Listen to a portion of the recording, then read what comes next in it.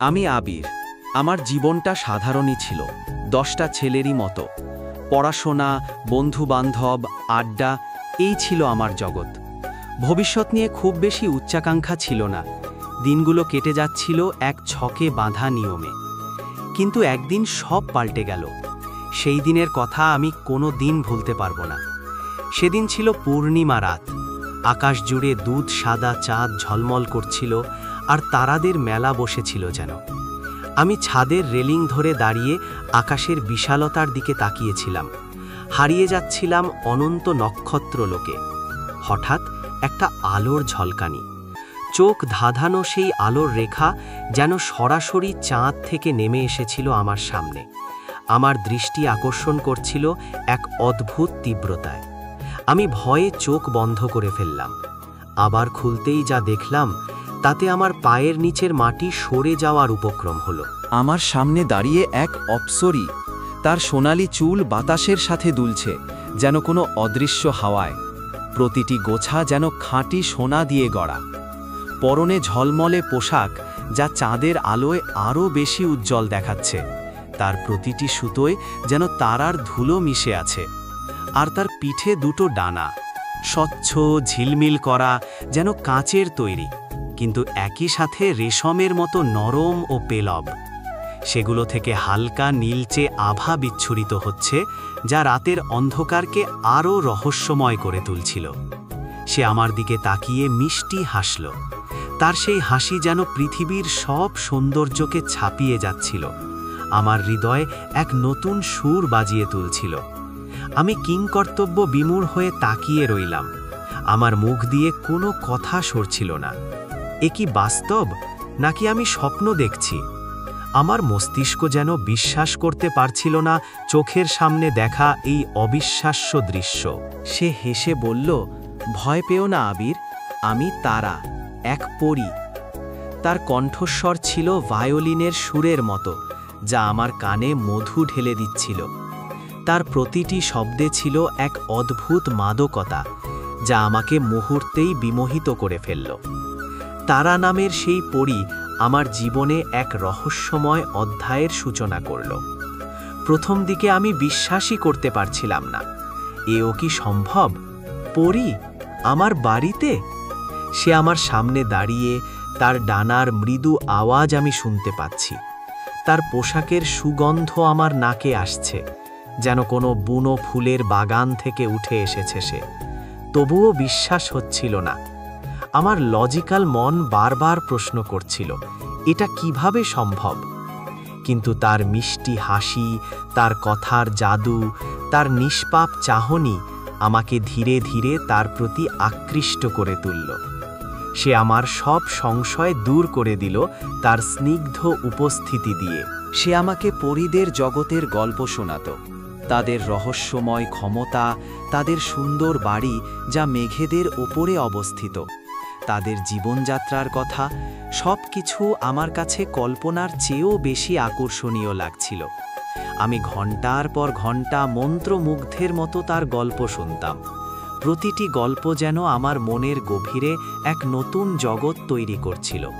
সে বলতো পরীরা কিভাবে চাঁদ আর তারাদের শক্তি ব্যবহার করে, কিভাবে তারা প্রকৃতির ভারসাম্য রক্ষা করে, এবং কিভাবে তারা মানুষের সুখ দুঃখের সঙ্গী হয় অদৃশ্যভাবে।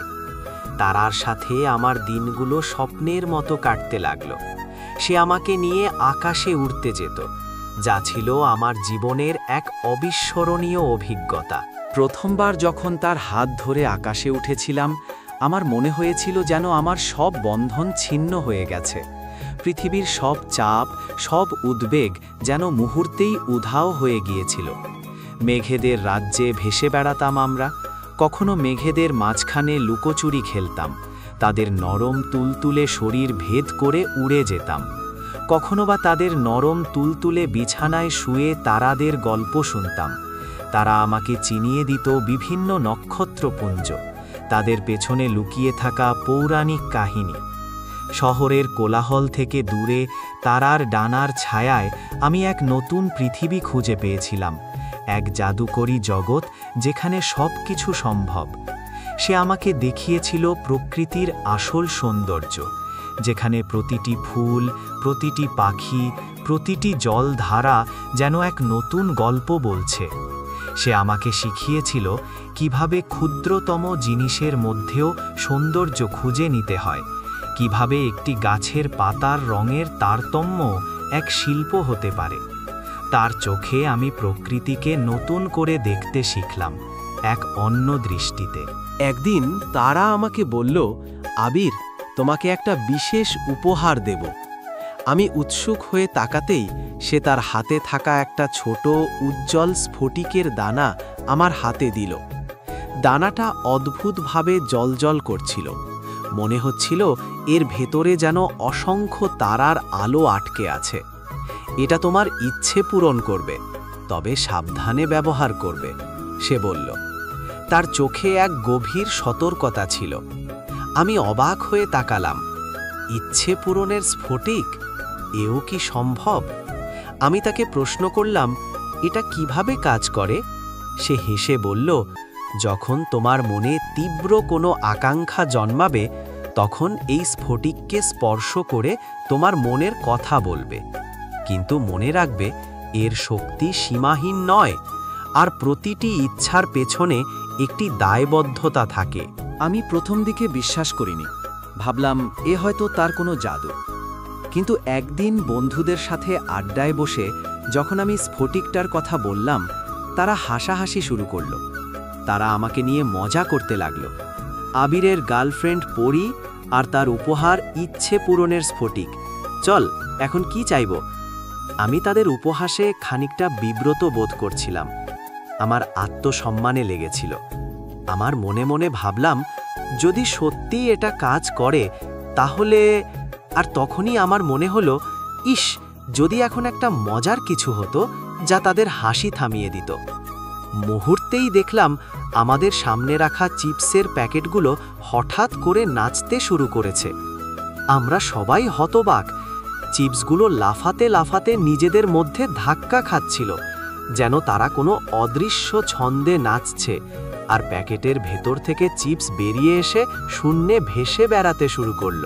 আমার বন্ধুরা ভয়ে চিৎকার করে উঠল, আর আমি বুঝলাম তারার উপহারটা সত্যিই জাদুকরী। আমার দিকে তারা অবাক দৃষ্টিতে তাকিয়েছিল, আর আমি তাদের মুখ দেখে বেশ মজা পেলাম। তারা আমাকে ভালোবাসতে শিখিয়েছিল স্বপ্ন দেখতে। সে আমার একাকী জীবনে এক নতুন আনন্দ নিয়ে এসেছিল। আমার নিস্তব্ধ হৃদয়ে এক নতুন স্পন্দন জাগিয়েছিল। তার প্রতিটি কথা, প্রতিটি স্পর্শ আমাকে এক নতুন অনুভূতি দিত। আমি তার সাথে প্রতিটি মুহূর্ত উপভোগ করতাম, যেন সময় থেমে যাক, এই মুহূর্তগুলো যেন অনন্তকাল ধরে চলুক। আমাদের ভালোবাসা ছিল এক রূপকথার মতো, যা আমি কোনো দিন কল্পনাও করিনি। সে আমাকে বলেছিল, পরীরা মানুষের জীবনে আসে তাদের পথ দেখাতে, তাদের হৃদয়ে আনন্দ দিতে। কিন্তু পরীদের জীবন তো আর মানুষের মতো নয়। তাদের একটা নির্দিষ্ট সময় পর নিজেদের জগতে ফিরে যেতে হয়। তাদের নিজস্ব কর্তব্য এবং দায়িত্ব আছে। তারা আমাকে বলেছিল, তাদের জগতে ফিরে যাওয়ার এক নির্দিষ্ট নিয়ম আছে, যা তারা ভাঙতে পারে না, কারণ এতে তাদের জগতের ভারসাম্য নষ্ট হতে পারে। সেই দিনটা যখন এলো, আমার বুক ফেটে যাচ্ছিল। আকাশের মেঘগুলো যেন আমার মনেরই মতো ভারাক্রান্ত ছিল। প্রকৃতিও যেন আমাদের বিচ্ছেদে শোক প্রকাশ করছিল। তার চোখেও ছিল রাজ্যের কষ্ট, যা আমি স্পষ্ট দেখতে পাচ্ছিলাম। সে আমার দিকে তাকিয়েছিল এক অদ্ভুত মায়া ভরা দৃষ্টিতে।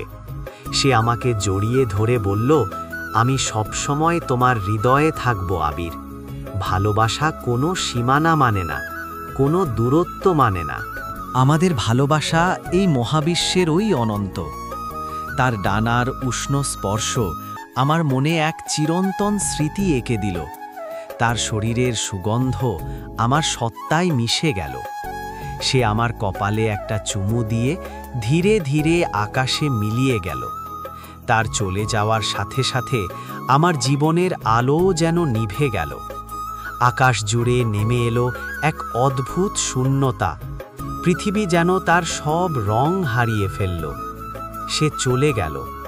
আমার জীবন আবার আগের মতো হয়ে গেল।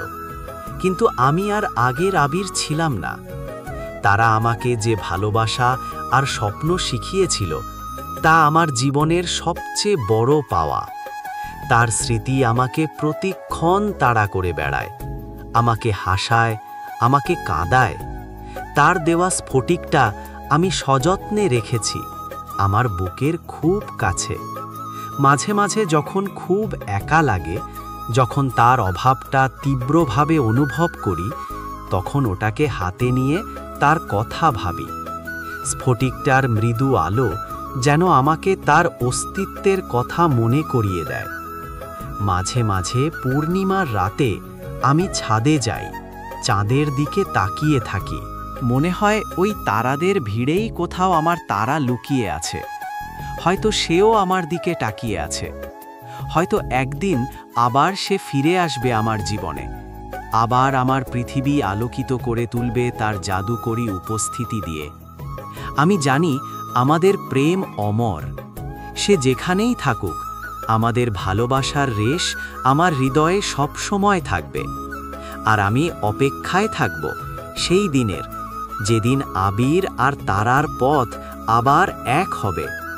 এই অপেক্ষায় বেঁচে থাকাটাও যেন এক প্রকার আনন্দ, এক মিষ্টি বেদনা।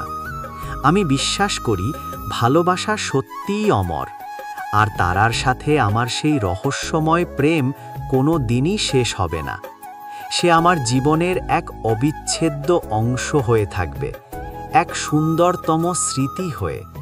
এই প্রেম আমাকে শিখিয়েছে জীবনের অর্থ, ভালোবাসার গভীরতা আর স্বপ্নের ক্ষমতা।